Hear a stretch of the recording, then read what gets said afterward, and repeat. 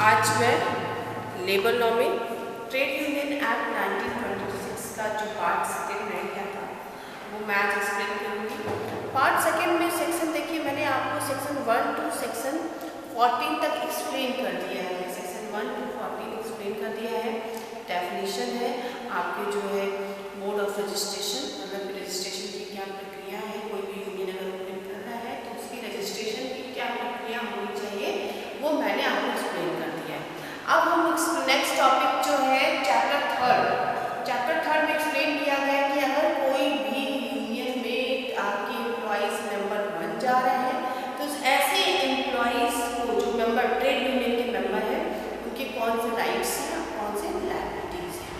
अब आपने chapter third में सेक्शन 15 to 28 में एक्सप्लेन किया गया है रजिस्ट्रेटेड व्यवसाय संघों के अधिकार और दायित्व, rights and liabilities of registration of trade union.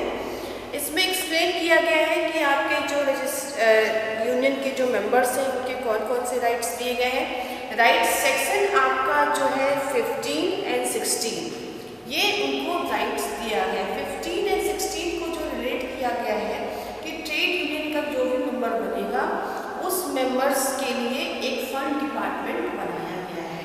Fund मतलब निधि होगी, उस निधि का उस निधि में कौन पैसे डिपॉजिट करेगा।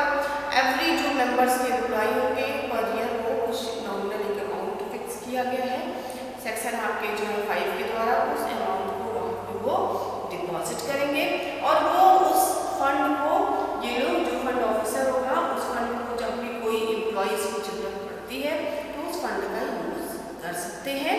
तो ये फंड जो होंगे वो 2 टाइप्स के होंगे।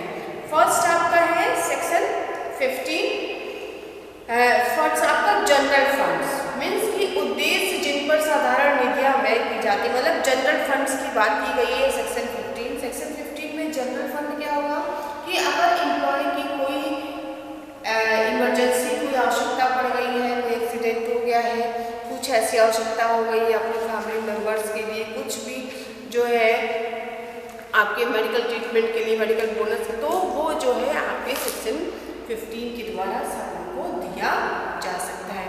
या उसके मेंबर्स के जो उनकी जो पॉलिसीज है या कोई ऐसा एक्सीडेंट हो गया है वो पॉलिसीज नहीं कवर हो पा रही है तो इस फंड से वो ले सकता है। इसमें बहुत सारे इसमें एजुकेशनल पर्पज से भी वो ले सकता है कि एजुकेशन अपने बच्चों की एजुकेशन अगर आवश्यकता है तो वो यहाँ का जो है जनरल फंड का यूज़ अगर मेंबर है उस यूनियन का, ट्रेड यूनियन का, तभी वो इस फंड का यूज कर सकता है। सेकेंड आपका है सेक्शन 16 पॉलिटिकल फंड्स के यूज के लिए।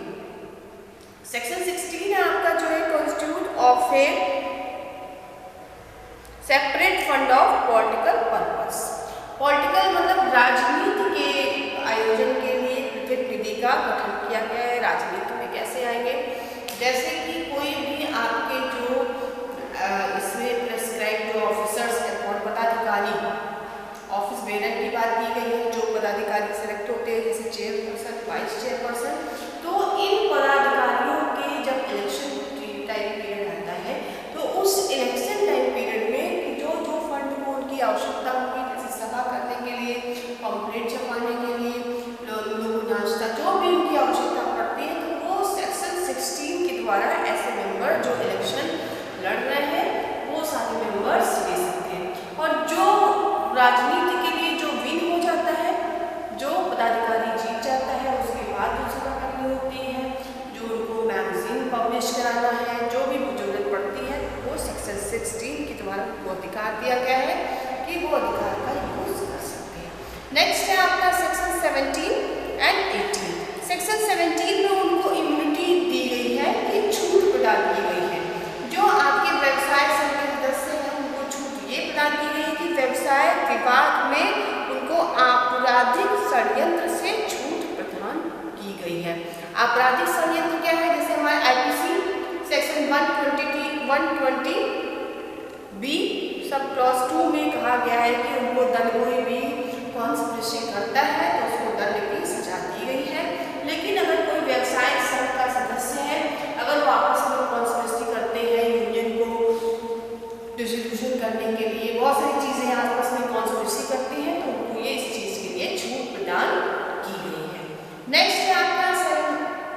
सेक्शन 18 कि कई आपके जो है सिविल सूट्स में भी इम्यूनिटी दी गई है। बहुत सारे ऐसे कंडीशंस होते हैं। सेक्शन 18 एक्सप्लेन किया गया है कि कुछ दशाओं में उनको सिविल वादों से भी मुक्ति दी गई। सिविल वादों में क्या होगा कि जैसे उन्होंने कोई कॉन्ट्रैक्ट किया, वो ब्रीच ऑफ कॉन्ट्रैक्ट हो गया, कुछ आपस में उनका कोई कंसेंट था, वो कंसेंट समाप्त हो गया, तो इसके लिए ऐसे जो ट्रेड यूनियन के मेंबर है उनको ये छूट प्रदान की गई है।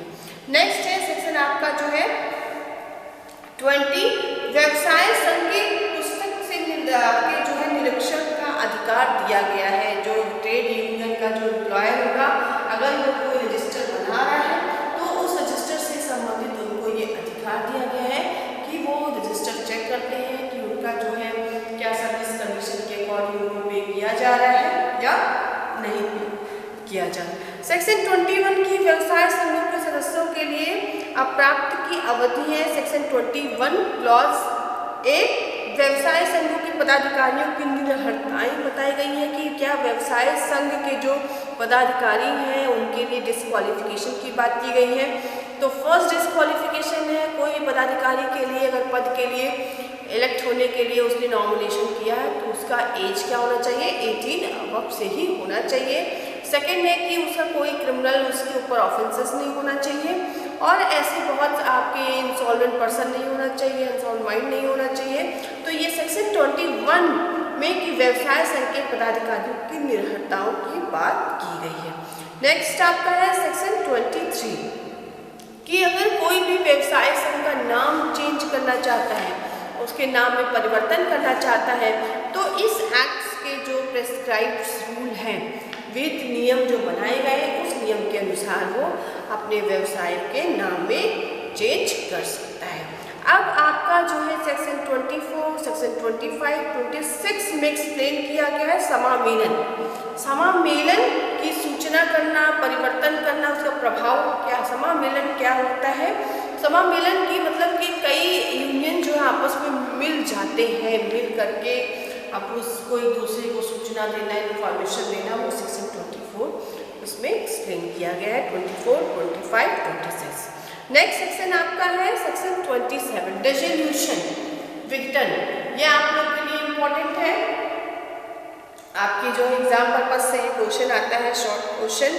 डिसोल्यूशन मीन्स विघटन कहा गया है कि अगर कोई व्यवसाय संघ में व्यवसाय संघ है तो क्या अगर व्यवसाय संघ एक है, उसको कई भागों में डिवाइड, मतलब 2 भाग में उसको खंडित कर दिया गया कि कुछ सदस्य जो है छोड़ करके दूसरा अपना व्यवसाय संघ बना लिए, तो इसका विघटन, उसी को विघटन कहा गया है।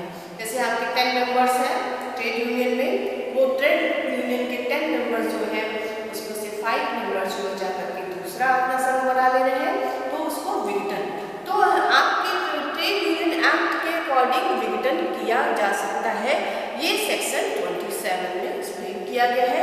इसमें क्या शर्तें होंगी, क्या लागू किया जाएगा, इसमें शर्तें ये दिया गया है कि 7 मेंबर्स, अगर किसी व्यवसाय संघ में 7 मेंबर्स हैं, अगर उससे बिलो हो जाते हैं तो वो अपने रजिस्ट्रार को इन्फॉर्म करके 14 डेज बिफोर वो रजिस्ट्रार को इन्फॉर्म करेगा कि हम लोग जो है मेंबर्स इसमें कम हो रहे हैं, दूसरा यूनियन बनाना चाहते हैं, तो वो उसका विघटन कर सकता है और नियम के अनुसार। और रजिस्ट्रेशन का जो भी अगर नया वो बना रहा है कोई नया यूनियन, तो रजिस्ट्रार को उसको इन्फॉर्म करना कंपल्सरी है। अगर किसी भी ट्रेड यूनियन का डिसोल्यूशन हो जाता है तो जो ट्रेड यूनियन का फंड डिपार्टमेंट था, उस फंड को भी डिपॉजिट मतलब कि डिवाइड कर दिया जाएगा। नए यूनियन में जितने मेंबर गए उनका उतना उसमें दे दिया जाएगा, जो पुराने मेंबर उसमें थे उनका उतना फंड को डिवाइड कर दिया जाएगा। नेक्स्ट आपका है कि आपके जो है 26 में आपके सेक्शन 28 एक्सप्लेन किया गया है, विवरण प्रस्तुत करना कि अगर कोई रेजोल्यूशन कर रहा है एक्सप्लेन, तो उसमें क्या मेंबर्स है, कितने मेंबर्स हैं, कितने मेंबर्स जो है रेजोल्यूट हो रहे हैं, सब जो है वो इंफॉर्मेशन सेक्शन 28 के द्वारा वो रजिस्ट्रार को एक्सप्लेन करेगा। मीन्स रजिस्ट्रार को एवरी ईयर अपने ट्रेड यूनियन की रिपोर्ट्स, वो जो भी होगा, अगर चेयरपर्सन होगा, अगर चेयरपर्सन नहीं है तो वाइस चेयरपर्सन उसके रिपोर्ट्स जो है नेक्स्ट आ जाइए चैप्टर 4। अब आपके जो है चैप्टर 4 में एक्सप्लेन किया गया regulations, powers to make regulation, ये नियम बनाने की शक्ति क्या है कि कौन बना सकता है। तो ये सेक्शन आपका जो चैप्टर 4 है सेक्शन 29 एंड सेक्शन 29 एंड 30 में एक्सप्लेन किया गया है। 29 है पावर्स टू मेक रजिस्ट्रेशन, विनिमय बनाने की शक्ति किसे दी गई है, तो विनिमय कौन बना सकता है, वो एप्रोप्रिएट गवर्नमेंट, समुचित सरकार ही नियम कानून बना सकती है, इसमें अमेंडमेंट कर सकती है और कोई नहीं कर सकता है। नेक्स्ट आपका है सेक्शन 30 है पब्लिकेशन ऑफ रजिस्ट्रेशन, विनियमों का प्रकाशन कौन करेगा, तो आपके सेक्शन 29 के द्वारा अगर कोई भी नियम या शर्त बनाई गई है तो इसके गवर्नमेंट के द्वारा उसको गजटेड के द्वारा उसको प्रकाशित किया जाएगा। नेक्स्ट आ जाइए चैप्टर 5 है पेनाल्टीज एंड प्रोसीजर, शास्तियाँ और प्रक्रिया। पेनाल्टीज सेक्शन 31, सेक्शन 32 एंड 33 में एक्सप्लेन किया गया है कि पेनाल्टीज क्या होगी अगर व्यवसाय समूह के जो नियम कानून बनाए गए हैं अगर उसका कोई उल्लंघन कर रहा है, उसका पालन नहीं कर रहा है। आपका जो है एम्प्लॉयर कहता है आपको यूनियन नहीं बनाना है, कोई यूनियन अगर बनाया है उसका रेजोल्यूशन कर लिया लेकिन इन्फॉर्म नहीं कर रहा है, कैंसिलेशन हो गया, किसी का रजिस्ट्रेशन हो गया ट्रेड यूनियन का, तो बहुत सारे इसमें कंडीशन दिए गए हैं। तो सेक्शन 31 एक्सप्लेन किया गया है कि आपका फेलोर टू सबमिट रिटर्न्स, विवरणियाँ भेजने में असफलता, जैसे मैंने बताया था कि विवरण देना सेक्शन कहाँ पे, सेक्शन 28 में देना बहुत ही कंपल्सरी किया गया है। अगर वो नहीं प्रस्तुत कर रहा है, एम्प्लॉयर नहीं प्रस्तुत कर रहा है, एम्प्लॉय ट्रेड यूनियन के जो आपके चेयरपर्सन वो नहीं प्रेजेंट कर रहे हैं, तो इसमें पेनाल्टी सेक्शन 31 में पेनाल्टीज फिक्स की गई है कि एवरी वीक जितने भी आपके यूनियन के मेंबर होंगे पर पर्सन जितने भी होंगे एम्प्लॉयज होंगे तो 50 रुपीज पर वीक उनसे लिए जाएंगे। अगर फिर भी वो फेल्योर हो जा रहे हैं, फिर भी नॉर्म्स को फॉलो नहीं कर रहे हैं तो 500 रुपीज सेक्शन 28 में कहा गया है वो विवरण अपना प्रस्तुत नहीं कर रहे हैं तो 500 रुपीज पर यूनियन मेंबर से बेसी वहाँ पे पेनाल्टीज के तौर पे डिपॉजिट करना कंपल्सरी किया गया है। सेक्शन 32 है कि आपके supplying false of information regarding trade union, व्यवसाय संघों के संबंध में मिथ्या जानकारी देना। आपने अगर व्यवसाय बना लिया है, व्यवसाय संघ एक यूनियन बना लिया, उसके मेंबर्स बहुत सारे हैं, तो उसमें जो मेंबर्स हैं तो वो अगर फॉल्स इंफॉर्मेशन दे दिया, फॉल्स इंफॉर्मेशन फॉर एग्जाम्पल कि आपका रजिस्ट्रेशन कैंसिल हो गया लेकिन फिर भी आप यूनियन बनाए हुए हैं। सेकेंड आपका जो है रेजोल्यूशन, आपने रॉन्ग तरीके से रेजोल्यूशन मेंबर्स फिल हो गए, तो बहुत सारे ऐसे कंडीशंस हैं कि अगर कोई भी 32 के द्वारा अगर कोई भी व्यवसाय संघ के संबंध में मिथ्या जानकारी दे रहा है तो ऐसे केस में कहा गया है जितने भी मेंबर्स होंगे 200 रुपीज उसके ऊपर पेनाल्टी, एवरी मेंबर्स के ऊपर पेनाल्टीज लगाई जाएगी।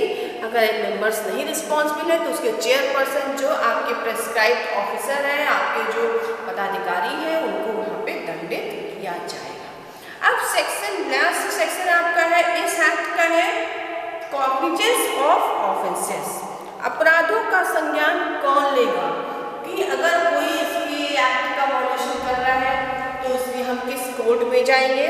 तो इसमें प्रेसिडेंसी जो मजिस्ट्रेट है, फर्स्ट जुडिशियल मजिस्ट्रेट, जो मैंने अपील सेक्शन 11 में मैंने एक्सप्लेन किया था कि अपील हम कहाँ कहाँ कर सकते हैं, किस कोर्ट जाकर के अपील कर सकते हैं, तो वही कोर्ट में जाकर के हम उसकी कार्रवाई कर सकते हैं। जैसे प्रेसिडेंट मजिस्ट्रेट है, फर्स्ट जुडिशियल मजिस्ट्रेट आपके जो है, और ये कैसा कार्रवाई किस होगा न्यायालय में, सिविल न्यायालय में जा करके वो कार्रवाई कर सकते हैं। और सिविल न्यायालय के द्वारा जो प्रोसीजर होगी, जो प्रक्रिया होगी, जो सीपीसी सिविल न्यायालय सिविल प्रोसीजर कोर्ट के द्वारा जो प्रक्रिया होती है उस प्रक्रिया के द्वारा कार्रवाई की जाएगी। फिर जो है उनको उनके ऊपर पेनाल्टी या पनिशमेंट किया जाएगा। आज मैंने आप लोग को पार्ट सेकेंड में